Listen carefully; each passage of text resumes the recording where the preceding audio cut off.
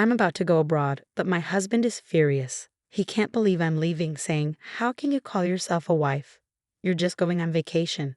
But I'm not going on vacation. I'm going to a wedding. He keeps yelling, "You're married. You shouldn't leave the house.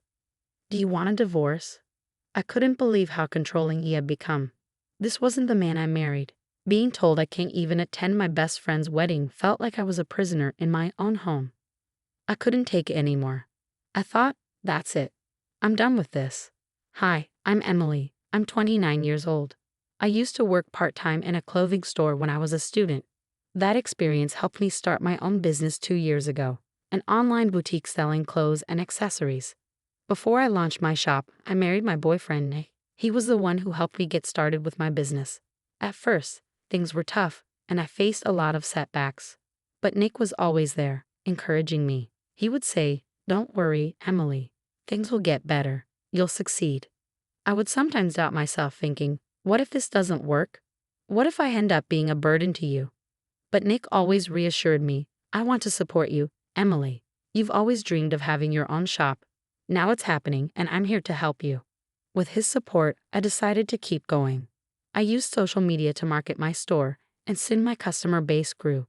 I was able to reach a wide range of people, and because everything was online, I didn't have to worry about rent or staff costs. I could also work from home, so I didn't feel overwhelmed. Now my business is doing well, and I earn a good income. Things have finally stabilized.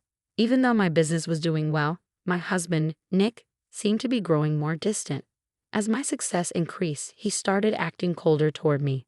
I think it started a few months ago over something small.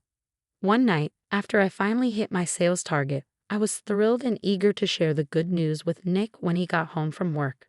I rushed to tell him, saying, "Nick, I did it. I reached my sales goal last month." He looked tired but replied, "Oh, that's nice. Didn't you set that goal pretty high?"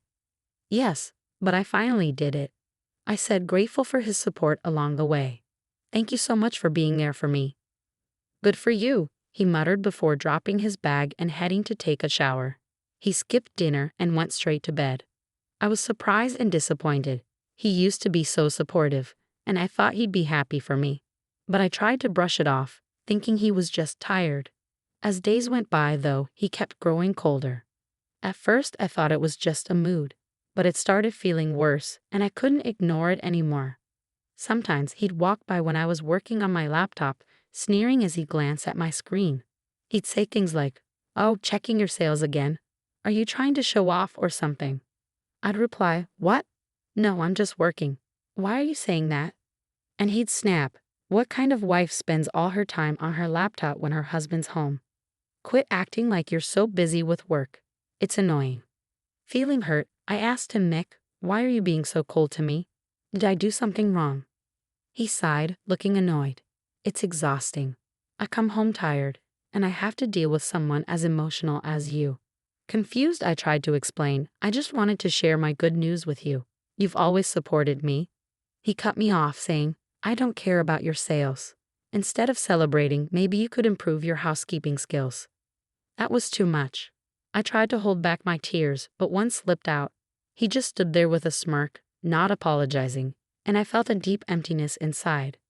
One day, my husband gave me a chilling smile, unlike anything I'd ever seen from him. I was shocked. From that day, he only got worse, and I felt like I had to tiptoe around him constantly, no longer able to speak freely. Then a bright spot appeared in my life. A wedding invitation arrived in the mail from my best friend, Elena.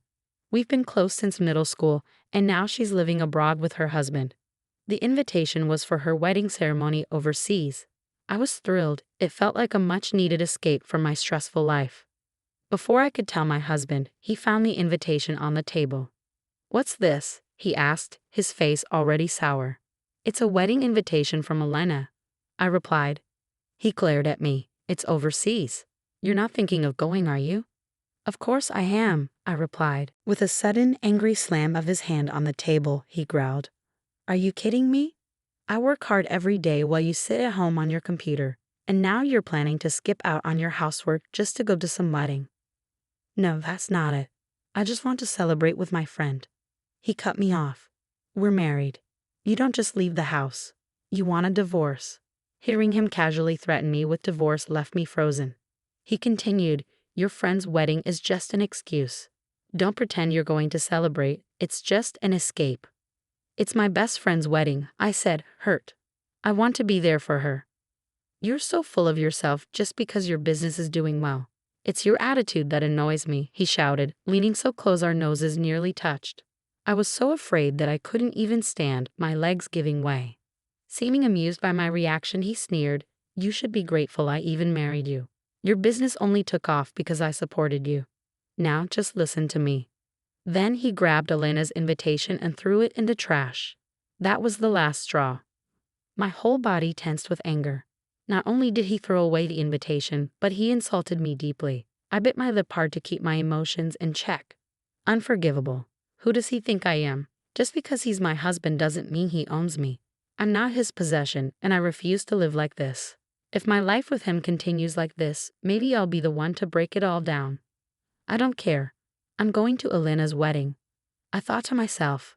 I decided not to argue with my husband and instead quietly made my plans for the trip, making sure he wouldn't find out. By the day I was set to leave, it seemed like he had completely forgotten about the wedding. Before he left for work that morning, he lectured me at the front door, as usual. "Don't skip your chores today and make sure dinner's ready. Don't you ever go against me, understand?" "Yes, yes. Have a good day." He scoffed. "You've got it easy, don't you? Just sitting around all day at home. Sometimes I wish we could trade places." He mumbled more complaints, then finally left. Once he was out of sight, I moved quickly. I grabbed my suitcase, called a cab, and headed to the airport for my flight to meet Elena. When I arrived, Elena greeted me with open arms, and I felt free for the first time in ages. But soon my phone rang. It was my husband. I knew he figured out I was gone as soon as he got home. "Where are you?" he yelled.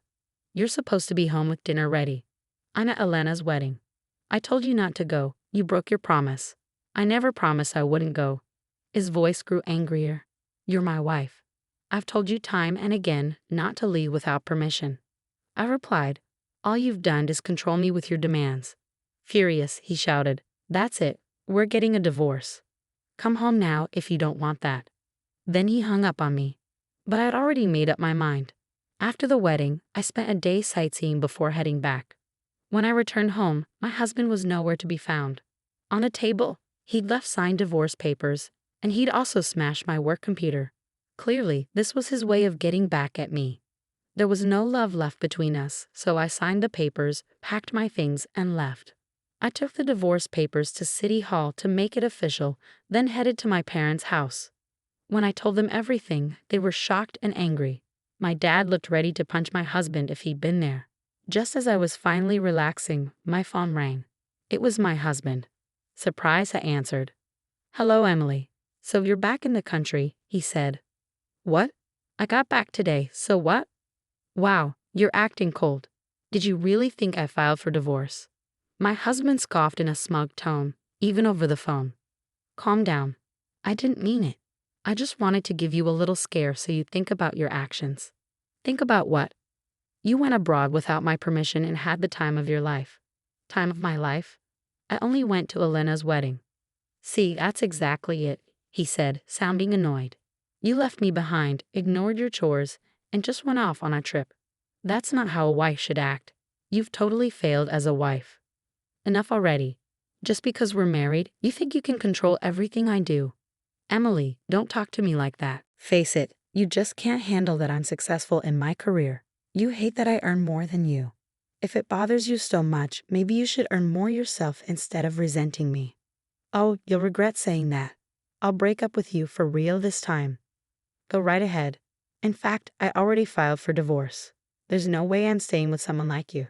Don't think you can keep me under your thumb. I don't ever want to see your face again." He went silent, clearly shocked by my words. I said goodbye and hung up. After that, I hired a lawyer and made sure he paid for the computer he'd broken. The texts and voicemails he'd sent worked in my favor, proving his constant verbal abuse and attempts to control me. I was able to collect damages, which drained his savings, leaving him in debt. His own parents refused to help, saying he brought it on himself. So he turned to loan sharks and is now stuck in a cycle of borrowing just to pay off old debts. Meanwhile, I've been staying peacefully at my parents' house since the divorce. My job is flexible, so I can work from home and enjoy life here with my family. My parents are happy to have me, and this arrangement has brought me a sense of peace that I know will last. I've learned that marriage isn't the only path to happiness. Having a loving family is what truly matters, and I'm grateful to have found that again.